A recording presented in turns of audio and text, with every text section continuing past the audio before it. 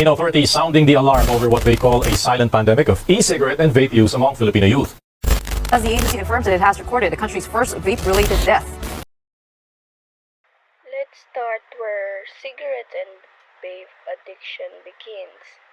Addiction to smoking and vaping usually start with curiosity or pressure from friends.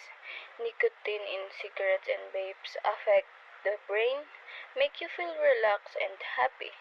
Over time, your body and mind crave the feeling, leading to addiction.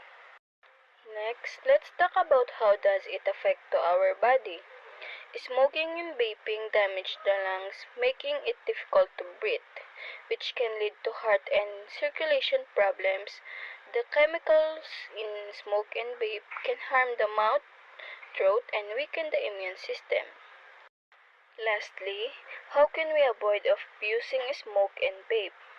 To avoid or stop using smoke and vape, starting by deciding firmly to quit and understanding why you want to stop. Stay away from people or places that tempt you to smoke or vape.